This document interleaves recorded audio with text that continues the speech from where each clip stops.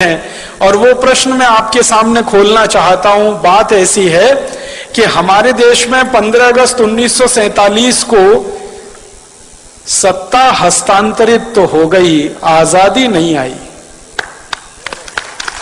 स्वतंत्रता नहीं आई इस देश में। 15 अगस्त 1947 को गोरे अंग्रेजों से काले अंग्रेजों को सत्ता का हस्तांतरण हो गया। स्वतंत्रता नहीं आई, आजादी नहीं आई, क्योंकि स्वतंत्रता का मतलब है अपने तंत्र में जीना, आजादी का मतलब है अपनी व्यवस्थाओं में जीना। स्वदेश माने अपने देश की व्यवस्थाओं में जीना, अपने तंत्र की व्यवस्थाओं में जीना, तब हम स्वतंत्रता की बात कर सकते हैं। लेकिन आजादी के 60 साल के बाद तो एक भी तंत्र ऐसा बना नहीं इस देश में जो अपना हो। जिस संसद से कानून पारित होते हैं वो संसद अंग्रेजों की बनाई हुई है, वो अपनी कहां है। ये गोल गुंबद जो शून्य जैसा है, ये तो अंग्रेजों का बनाया हुआ ढांचा है 1927 में, जिसको महात्मा गांधी ने बहुत कड़े शब्दों में कहा था कि बम लगा के उड़ा दो इसको। गांधी जी के शब्द हैं ये। संसद को उड़ा दो, राष्ट्रपति भवन को उड़ा दो, क्योंकि वो वॉयसराय का घर हुआ करता था, गुलामी का प्रतीक है। तो गांधी जी से किसी ने कहा कि बापू आप तो अहिंसा वाले आदमी हैं और आप कह रहे हैं इसको उड़ा दो, तो उन्होंने कहा गुलामी के प्रतीकों को संभाल कर नहीं रखा जाता। कोई देश दुनिया में ऐसा नहीं है जो अपनी गुलामी के दौर के प्रतीकों को साज कर, संवार कर, धोकर और पोंछ कर रखता। हमने रखा हुआ है। हमारा तंत्र जो संसद हमने बनाई है, दुर्भाग्य से जिसको हम संसदीय लोकतंत्र कहते हैं, ये तो अंग्रेजों का सिस्टम है पूरा का पूरा, जिसको इंग्लैंड में वेस्टमिनिस्टर सिस्टम कहा जाता है, उसको हमने दुर्भाग्य से पार्लियामेंट्री डेमोक्रेटिक सिस्टम कहना शुरू कर दिया, जो कहीं से भी पार्लियामेंट्री नहीं है और कहीं भी डेमोक्रेटिक नहीं। आजादी आई नहीं है, स्वतंत्रता मिली नहीं है। बस इतनी ही स्वतंत्रता और आजादी है जो मैं आपसे कह रहा था कि पहले गोरे अंग्रेजों का शासन चलता था, अब काले अंग्रेजों का शासन चलता है। व्यवस्थाएं सबकी सब वही हैं, कानून सबके सब वही हैं, नीतियां सबकी सब वही हैं। सब कुछ अंग्रेजों के जमाने का आज भी चल रहा है इस देश में। इसलिए हमको आज भारत स्वाभिमान की तरफ से स्वदेशी की बात फिर करनी पड़ रही है, क्योंकि सब कुछ अधूरा है 15 अगस्त 1947 के बाद। मैं आपको बहुत दुख के साथ एक बताना चाहता हूं, अंग्रेजों ने भारत को गुलाम बनाया और भारत जैसे 50 देशों को गुलाम बनाया। उनमें से कुछ देश हैं जैसे कनाडा है, ऑस्ट्रेलिया है, न्यूजीलैंड है, ये एक ग्रुप के देश हैं। भारत है, पाकिस्तान है, बांग्लादेश है, ये दूसरे ग्रुप के देश हैं। मॉरिशस है, श्रीलंका, ये तीसरे ग्रुप के देश हैं। ये ग्रुपिंग किस तरह की है? अंग्रेजों ने 3 तरह के देश गुलाम बना के रखे थे। एक देश को अंग्रेज कहा करते थे self governing colonies. Self governing colonies में ये था कनाडा, ऑस्ट्रेलिया, न्यूजीलैंड, ये अंग्रेजों का गुलाम था, लेकिन इनकी कैटेगरी थी सेल्फ गवर्निंग कॉलोनीज। माने वो देश कुछ कुछ अपने हित के कानून खुद भी बना सकते थे, लेकिन ज्यादा कानून अंग्रेज बनाते थे। दूसरे ग्रुप में श्रीलंका, मॉरिशस जैसे देश थे, जिनको क्राउन कॉलोनीज कहा जाता था उस जमाने में। क्राउन कॉलोनीज में श्रीलंका था, मॉरिशस था, ये सूरीनाम वगैरह ये देश थे। और तीसरा था डिपेंडिंग कॉलोनीज, उनमें भारत, पाकिस्तान वगैरह वगैरह थे।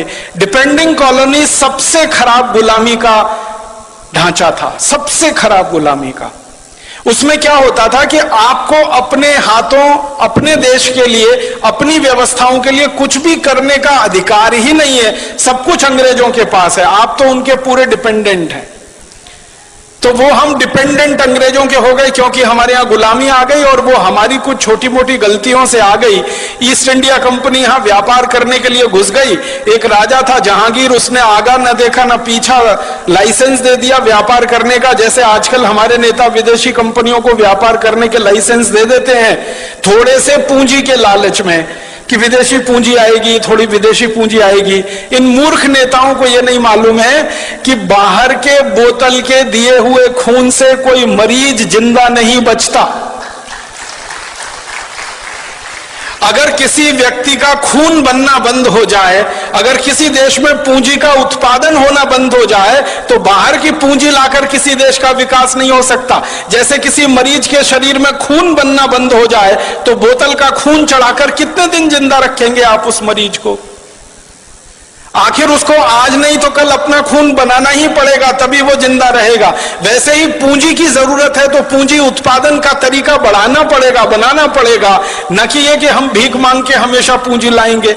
तो विदेशी पूंजी पर आधारित ये देश बनाने के चक्कर में सारे दरवाजे खोल दिए। आजादी मिलने के 50 साल भी पूरे नहीं हुए, सारे दरवाजे फिर खुल गए। फिर से विदेशी कंपनियों का स्वागत है, ग्लोबलाइजेशन है, लिबरलाइजेशन है, प्राइवेटाइजेशन है, हजारों कंपनियों को बुलाया जा रहा है। हर एक क्षेत्र में उनको व्यापार करने का लाइसेंस दिया जा रहा है। जिन जिन क्षेत्रों में हम व्यापार करते थे अच्छा, वहां भी उनको बुलाया जा रहा है। पानी बेचने के लिए विदेशी कंपनियां आ गई, आलू का चिप्स बेचने के लिए आ गई, टमाटर की चटनी बेचने के लिए आ गई, आम का अचार बेचने के लिए विदेशी कंपनियां आ गई, डबल रोटी पाव रोटी बेचने के लिए, अंडरवियर बनियान बेचने के लिए विदेशी कंपनियां, क्रीम पाउडर लिपस्टिक बेचने के लिए विदेशी कंपनियां, साधारण सी छोटी छोटी चीजों से लेकर हर बड़ी चीज तक सब कुछ विदेशी बेचेंगे इस देश में, ऐसा माहौल बनाया जा रहा है।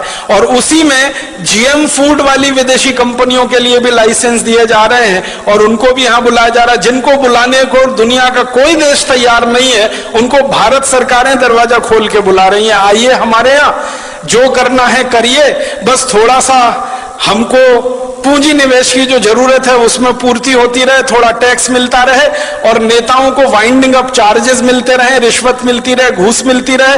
हर विदेशी कंपनी के लिए दरवाजा खुला है। ऐसा लगता है कि भारत कोई खैराती धर्मशाला हो गया है जिसमें हर एक के लिए दरवाजा खुला है, सबको बुलने आने की खुली छूट है। अभी थोड़े दिन पहले हम जिनको भगा रहे थे भारत छोड़ो, अब उनको बुला रहे हैं वापस आओ। 1942 में महात्मा गांधी का नारा था इस देश में, क्रांतिकारियों का नारा था क्विट इंडिया, छोड़ो भारत। अब हमारे देश के प्रधानमंत्री और मुख्यमंत्रियों का नारा है निट इंडिया, वापस आओ, KNIT, फिर जुड़ जाओ हमारे देश से। तो इतनी बेशर्म हमारे देश में नेतागिरी आई है, क्योंकि मैंने पहले ही कहा कि ये गोरे अंग्रेजों की जगह काले अंग्रेजों ने ले ली है। दिल दिमाग उनका वैसे ही चलता है जैसे अंग्रेजों का चलता था। आज हमारा देश दुर्भाग्य से पूरा का पूरा खतरे में है, क्योंकि ऐसे नेता देश में कुर्सी पर काबिज हैं जो हर क्षेत्र में विदेशी कंपनियों को बुला रहे हैं। उन्होंने इतिहास से सबक नहीं सीखा है कि एक गलती जहांगीर ने की थी जिसकी सजा पूरे देश ने 200 साल भुगती थी। अब लग रहा है कि जहांगीर ही जहांगीर पैदा हो गए हैं। मुझे तो कई बार ये व्यंग में कहने को मन करता है, जहांगीर मरा नहीं है, उसी की आत्मा हमारे देश के नेताओं में प्रवेश कर गई है। जो देखो विदेशी कंपनी को लाने के लिए विदेश जा रहा है, लाल कालीन बिछाकर उनका स्वागत कर रहा है। हमारा देश ऐसा हो गया। अब विदेशी कंपनियां घुस गई, हजारों की संख्या में घुस गई। इन कंपनियों ने जिंदगी के हर क्षेत्र पर कब्जा कर लिया। सवेरे आप सोकर उठें तो आपका टूथपेस्ट, बाथरूम में जाएं तो शेविंग किट्स, फिर नहाए तो उसके बाद साबुन, फिर कपड़ा धोएं तो उसके साबुन, फिर बाहर निकले तो कपड़े पहने, जूते पहने, चप्पल पहने, क्रीम पाउडर लिपस्टिक इस्तेमाल करें, सब कुछ विदेशी। सवेरे से शाम तक, रात को सोने जाए तो मच्छर भगाने वाली अगरबत्ती भी विदेशी, और जिस मच्छरदानी में सोए वो मच्छरदानी विदेशी, जिस बिस्तर पे सोए उसका गद्दा विदेशी, गद्दे के ऊपर चादर विदेशी, सब कुछ विदेशी हो गया। 50 साल पहले तक इस देश में स्वदेशी स्वदेशी स्वदेशी स्वदेशी मंत्र हुआ करता था। आज इस देश के नेताओं ने विदेशी विदेशी विदेशी सब बना दिया। तो आजादी के 60-62 साल में हर क्षेत्र में विदेशीकरण जब हो रहा हो, तब स्वदेशी की बात करनी ही पड़ेगी। और आजादी के 60-62 सालों में जब हर क्षेत्र में परावलंबन बढ़ रहा हो, तो हमें फिर स्वावलंबन की बात करनी ही पड़ेगी। इसलिए स्वदेशी से स्वावलंबन की बात आज हमें करनी पड़ रही है। मैं आपको एक बहुत खराब बात कहना चाहता हूं, लेकिन वो आपको जानना जरूरी है एक सच के रूप में। हमारे देश में आजादी जब आने के लिए आंदोलन चल रहा था, संघर्ष चल रहा था, तो नेताओं के 2 वर्ग थे। एक वर्ग था नेताओं का जो ये कहता था संपूर्ण आजादी चाहिए और अपनी शर्तों पर चाहिए, क्योंकि कोई भी देश दूसरे देश को गुलाम बनाए ये उसके संवैधानिक अधिकार का हनन है। किसी भी देश को गुलाम बनाना किसी भी सभ्यता में, किसी भी संस्कृति में, किसी भी समय में परमिसिबल नहीं है, उसकी अनुमति नहीं है। तो एक वर्ग था देश में नेताओं का, जिनमें लाला लाजपत राय, विपिन चंद्र पाल, लोकमान्य बाल गंगाधर तिलक, अरविंदो घोष, भगत सिंह, ऊधम सिंह, चंद्रशेखर आजाद, सुभाष चंद्र बोस, अशफाक उल्लाह, राम प्रसाद बिस्मिल, ये सब क्रांतिकारियों की एक लंबी सूची है जो ये मानते थे कि आजादी चाहिए, स्वतंत्रता चाहिए और हमारी शर्तों पर चाहिए, अंग्रेजों की शर्तों पर नहीं। लेकिन इसी देश में एक दूसरा वर्ग था नेताओं का जो ये कहता था कि ना आजादी चाहिए ना स्वतंत्रता चाहिए, हमको तो अंग्रेजों की साठगांठ करके सरकार चाहिए। ना आजादी चाहिए ना स्वतंत्रता चाहिए, अंग्रेजों के साथ कुछ दोस्ती हो जाए, एक खराब शब्द है, कोलिशन बन जाए अंग्रेजों के साथ, गवर्नमेंट हो जाए हमारी। एक नेताओं का वर्ग ऐसा भी था जिसके नेता थे पंडित मोतीलाल नेहरू, जिसके नेता थे फिरोज शाह मेहता, जिसके नेता थे सुरेंद्रनाथ बनर्जी, जिसके नेता थे सुरेंद्रनाथ सेन। ये नेताओं का एक वर्ग था जो ये कहता था अंग्रेजों से गठजोड़ करके किसी तरह भारत में एक ऐसी सरकार बने जिसमें पंडित मोतीलाल नेहरू और उनके सहयोगी मंत्री हो जाएं और अंग्रेजों का प्रधानमंत्री रहे, ये उसके नीचे मंत्री रहे, बस देश में चलता रहे। आजादी की क्या मतलब, स्वतंत्रता का क्या मतलब। तो एक वर्ग था ऐसे नेताओं का जो अंग्रेजों से गठजोड़ करके सरकार बनाना चाहता था, और एक वर्ग था ऐसे नेताओं का जो संपूर्ण आजादी और स्वतंत्रता लाना चाहता था। दुर्भाग्य क्या हुआ, जब यह देश आजाद हुआ तो जिस नेता के हाथ में यह कमान गई या जिन नेताओं के समूहों के हाथ में देश की आजादी की कमान गई, वो वही थे जो अंग्रेजों के साथ मिलकर किसी तरह देश में सत्ता और गठजोड़ करना चाहते थे। तो मानसिकता अंग्रेजियत वाली थी। तो आजादी मिलते ही उन्होंने देश में वो कुछ भी नहीं किया जो होना चाहिए था आजादी के तुरंत बाद। हमारी भाषा विदेशी हो गई क्योंकि हम गुलाम थे। आजादी आई तो भाषा स्वदेशी होनी चाहिए, वो नहीं हो पाई। हमारी भूषा विदेशी हो गई थी जो आजादी के पहले थी, हमारी भूषा स्वदेशी होनी चाहिए थी, वो नहीं हो पाई। हमारा भोजन विदेशी हो गया था अंग्रेजों के समय में, अंग्रेजों के बाद हमारा भोजन स्वदेशी होना चाहिए था, वो नहीं हो पाया। हमारा भजन विदेशी हो गया था अंग्रेजों के जमाने में, वो भजन स्वदेशी होना चाहिए था, वो भी नहीं हो पाया। ना भाषा बदली, ना भूषा बदली, ना भोजन बदला, ना भजन बदला। और तो और भेषज हमारी औषधि जो पूरी स्वदेशी होनी चाहिए थी आयुर्वेद आधारित, वो पूरी की पूरी अंग्रेजियत आधारित एलोपैथी में चला गया। माने आजादी के बाद बदला कुछ नहीं, ना भाषा, ना भोजन, ना भूषा, ना भेषज, ना भजन, कुछ नहीं बदला। बदला क्या, एक ही चीज बदली, माउंटबेटन की जगह पंडित जवाहरलाल नेहरू, माउंटबेटन की जगह उनके मंत्रिमंडल के XYZ, और कुछ नहीं बदला इस देश में। सबका सब वैसे का वैसा ही रहा। हमारे देश में संविधान सभा बनाई गई, संविधान सभा में बार बार बहस हुई भाषा के सवाल पर, लेकिन उस मामले को पीछे लटकाया गया। बार बार बहस हुई कि अंग्रेजों का कोई प्रतीक हमें नहीं रखना है इस देश में, उसको ऐसे ही लटका के छोड़ दिया गया। सारी की सारी संविधान सभा की बहस बेकार हो गई जब 1935 के गवर्नमेंट ऑफ इंडिया एक्ट को भारत का संविधान बना दिया हमारे देश के लोगों ने। बहुत दुख और अफसोस होता है, गवर्नमेंट ऑफ इंडिया एक्ट अंग्रेजों ने बनाया था भारत को 1000 साल गुलाम बनाकर भारत पर शासन करने के लिए, वो हमारे देश का संविधान बन गया। गवर्नमेंट ऑफ इंडिया एक्ट का कॉमा फुल स्टॉप और भारत के संविधान का कॉमा फुल स्टॉप आप मिला लीजिए, कोई अंतर नहीं है उसमें। और जब ये बात उठी तो ये कहा गया भाई जल्दी है, जल्दी है, जल्दी है, इतनी जल्दी में भारत का नया संविधान नहीं बन सकता, तो थोड़ा गवर्नमेंट ऑफ इंडिया एक्ट ले लिया, फिर अमेरिका के संविधान से, कनाडा के संविधान से, ब्रिटेन के संविधान से, यहां से वहां से वो कटिंग पेस्टिंग होती है ना, जैसे PhDs किए जाते हैं ना हमारे देश में। 10 किताबें इकट्ठी कर ली, फिर उसमें से 11 छप गई, वैसे ही दुनिया भर की 10 किताबें इकट्ठी हो गई, 11 हमारी बन गई। भारत का संविधान, जिसका सबसे बड़ा झूठ है वो वाक्य जिसमें कहा गया है हम भारत के लोग इस संविधान को आत्मार्पित करते। कब किया था कोई बता दे मुझे, भारत के लोगों ने उसको आत्मार्पित? संविधान सभा के कुछ नेताओं ने उसको आत्मार्पित कर लिया, तो वो भारत के लोगों ने आत्मार्पित कर लिया, ये कैसे कह सकते हैं? कभी रेफरेंडम करा के देख ले इस देश में, कब किया था हमने आत्मार्पित उस संविधान? कानून अंग्रेजों ने बनाए 34,735 हिंदुस्तान को गुलाम बनाने के लिए, सारे के सारे कानून बिना कोमा फुल स्टॉप के आज भी चल रहे हैं।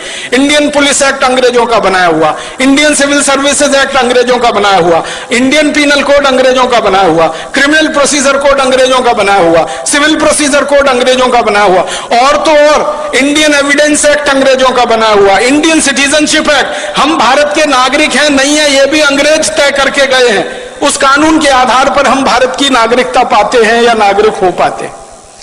कानून वैसे ही है, भाषा वैसी है, शिक्षा पूरी की पूरी जो अंग्रेज छोड़कर गए थे वही की वही है, स्वास्थ्य व्यवस्था, चिकित्सा व्यवस्था जो अंग्रेज छोड़कर गए थे वही की वही है। हमारे देश की एक भी व्यवस्था नहीं बदली है सिवाय एक नाम बदलने के, कि जहां पहले माउंटबेटन का नाम होता था, कर्जन का नाम होता था, लिलिथगो का नाम होता था, वॉरेन हेस्टिंग्स का नाम था, क्लाइव का नाम था, वहां पर अब हमारे हिंदुस्तान के कुछ देशी नाम आ गए। व्यवस्था सब की सब वही है।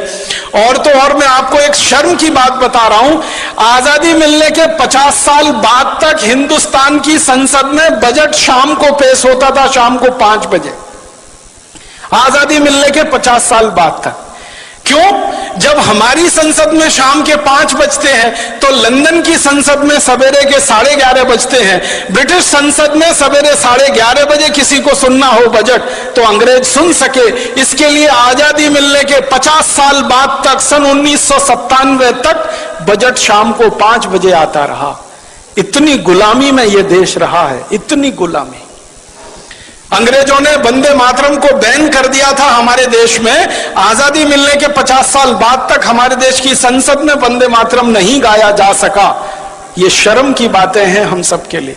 तो इसलिए हमारा मानना है, कम से कम मेरा तो मानना है, आजादी आई नहीं है, स्वतंत्र, कम से कम मेरा तो मानना है, आजादी आई नहीं है, स्वतंत्रता मिली नहीं है, सत्ता का हस्तांतरण हो गया, गोरे अंग्रेज चले गए, काले अंग्रेज आ गए, देश वैसे ही चल रहा है, व्यवस्था वैसे ही चल रही है। इसलिए न किसानों की हालत सुधरती है, न मजदूरों की हालत सुधरती है, न गरीबों की हालत सुधरती है, न मजलूमों की हालत सुधरती है। क्योंकि ये व्यवस्था जो आज चल रही है ये तो अंग्रेजों ने बनाई थी लूट के लिए, खसोट के लिए, बर्बादी के लिए। आजादी मिलने के बाद अगर व्यवस्था वही चलेगी और आप ये कहो लूट ना हो, तब तो ये होने वाला नहीं है। लूट तो इस व्यवस्था का मुख्य आधार है। पहले अंग्रेज लूटते थे, अब हमारे ही काले अंग्रेज लूटते हैं इस देश को। पहले अंग्रेज लूटते थे इस देश को और लाखों करोड़ों रुपया लंदन लेके जाते थे। एक अंग्रेज का जानकारी देके मैं खत्म कर रहा हूं। रॉबर्ट क्लाइव नाम का एक अंग्रेज था, हिंदुस्तान आया, बंगाल का राजा बन गया, गवर्नर हो गया, लूटना शुरू किया उसने। कलकत्ता नाम के शहर को 7-8 साल लूटा। लूटने के बाद सारा माल लेके लंदन गया। ब्रिटिश पार्लियामेंट में उसकी शिकायत हो गई। कई लोगों ने उसकी शिकायत की कि इसने बहुत अत्याचार किए हैं भारत में और लूट मचाई है, तो उसके खिलाफ मुकदमा चला। वो अंग्रेजों का पहला और आखिरी अधिकारी था जिसके खिलाफ मुकदमा ब्रिटिश पार्लियामेंट में चला। तो एमपीस कुछ खड़े हो गए और उससे पूछने लगे, भाई तुमने क्या लूटा है, कितना लूटा है? तो कहता है कि मैंने जितना भी लूटा है उसका आकलन तो नहीं किया है, लेकिन भारत से लाने के लिए पानी के मुझे 900 जहाज लगे, 900 शिप्स भर के मैं सोना, चांदी, हीरा जवाहरात कलकत्ता से लूट कर लाया। तो फिर एक अंग्रेज पूछता है इसका वैल्यू बताओ, तो कहता है रफली 1000 मिलियन स्टर्लिंग पाउंड्स। एक अंग्रेज इतना लूट के ले गया, लंदन में उसने जमा कर लिया। तो ये तो अंग्रेज था जो विदेश से आया और हिंदुस्तान को लूट कर ले गया। अब काले अंग्रेजों ने इस देश का 72,80,000 करोड़ रुपए पिछले 60 साल में लूटा है और स्विट्जरलैंड की बैंकों में जमा कर रखा है। आप बताइए इनमें और अंग्रेजों में क्या फर्क है? तो इसलिए इन काले अंग्रेजों के खिलाफ ऐसी ही लड़ाई लड़नी पड़ेगी जो गोरे अंग्रेजों के खिलाफ लड़नी पड़ी थी। इन काले अंग्रेजों को हिंदुस्तान से ऐसे ही भगाना पड़ेगा जैसे कभी अंग्रेजों को भगाना पड़ा था, और इस व्यवस्थाओं को खत्म कर देना पड़ेगा जो अंग्रेज हमारे यहाँ छोड़कर चले गए हैं। हमारी पूरी की पूरी कृषि व्यवस्था और कृषि नीति अंग्रेजों की है, वाणिज्य व्यवस्था, वाणिज्य नीति अंग्रेजों की है, टैक्सेशन का सारा सिस्टम अंग्रेजों का है, एजुकेशन पूरा अंग्रेजों का है, सिलेबस पूरा अंग्रेजों का है। और तो और सब्जेक्ट नहीं बदल पाए हम आजादी के 60 साल में। एंथ्रोपोलॉजी अंग्रेज पढ़ाया करते थे गुलाम लोगों के अध्ययन के लिए, वो आज भी पढ़ाया जा रहा है इस देश में। तो बहुत शर्म है हम सबको अपने आप पर और अफसोस है, इसलिए हमें स्वदेशी की बात, स्वावलंबन की बात फिर कहनी पड़ रही है आजादी के 62 साल में। और एक अधूरी लड़ाई जो छूट गई 1947 15 अगस्त में, वो अधूरी लड़ाई को हमें पूरा करना है। स्वतंत्रता हमें लानी है, स्वराज्य की स्थापना हमें करनी है, स्वदेशी को लाना है, स्वराज्य और स्वदेशी को लाकर ऐसा एक तंत्र बनाना है जो सुजलाम सुफलाम भारत का प्रतीक बने। ये बोलकर आप सभी का आभार, बहुत धन्यवाद। दोस्तों, सबसे पहले तो चैनल सब्सक्राइब करें, फिर लाइक, कमेंट और शेयर करें। और हाँ, हमारा एंड्रॉयड ऐप डाउनलोड करना ना भूलें। दोस्तों, सबसे पहले तो चैनल सब्सक्राइब करें, फिर लाइक, कमेंट और शेयर करें। और हाँ, हमारा एंड्रॉयड ऐप डाउनलोड करना ना भूलें।